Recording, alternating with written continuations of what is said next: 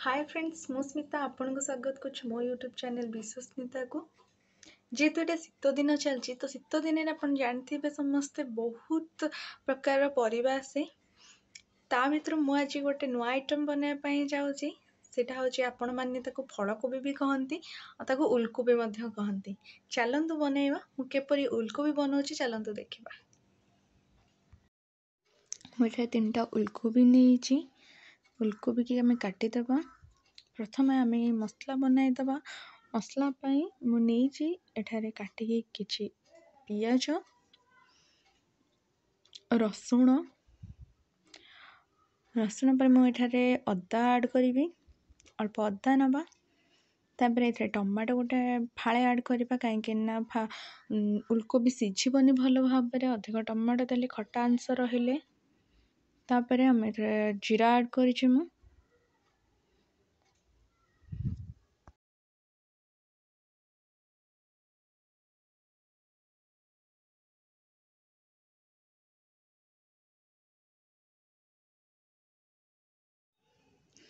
हम गोटा मसला रे गुजराती गोलमरीच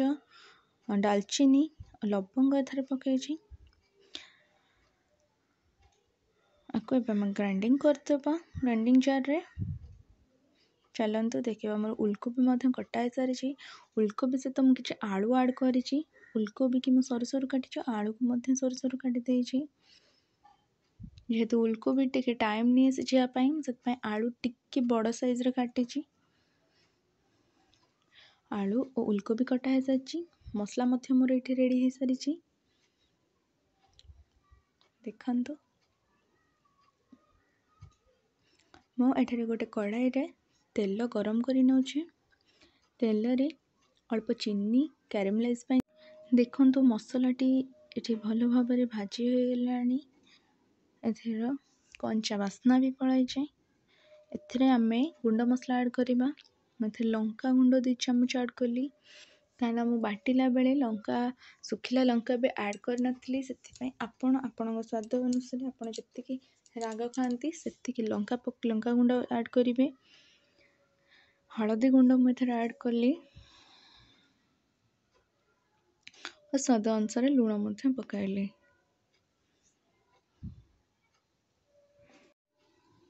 एबे यहाँ आमे भल भाव में मिक्स कर नबा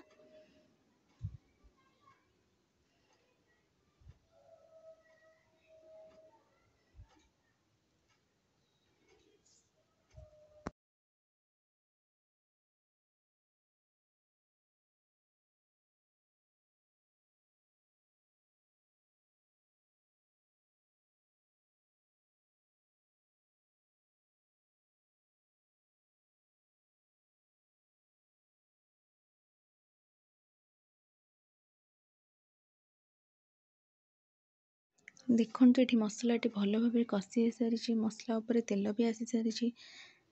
मसला उपर तेल आसीगले आप जानवे मसलाटी भल भाव में कषा हो सारी मसला कषा हो गला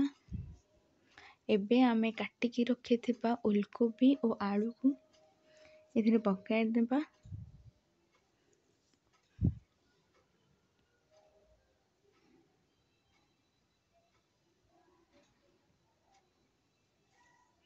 यहाँ को भल भाव में मसला सहित मिक्स कर नबा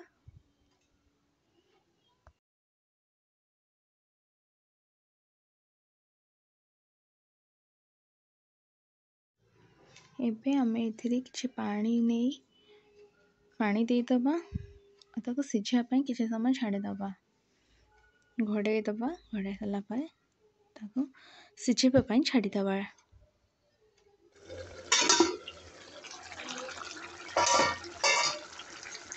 देखु तरकारी के बढ़िया भाव फुटी सारी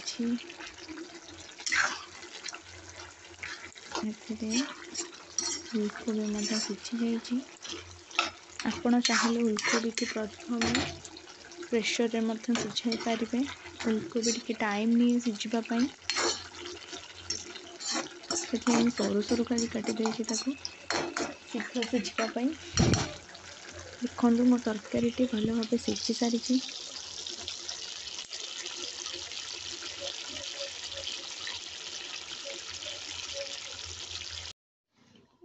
मुझे गोटे पात्र को काढ़ी नेबी। तो काढ़ी नेला पर मुझे काटिकी रखिथिबा धनिया पत्र को ऐड करदेबा। धनिया पत्र द्वारा तरकारी टेस्ट बहुत भल आसी थाए।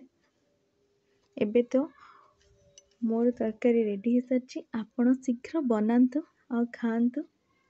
किपरि लगुच कमेंट माध्यम रे जणातु। Thank you. Don't forget to subscribe. Please like, comment and share my channel.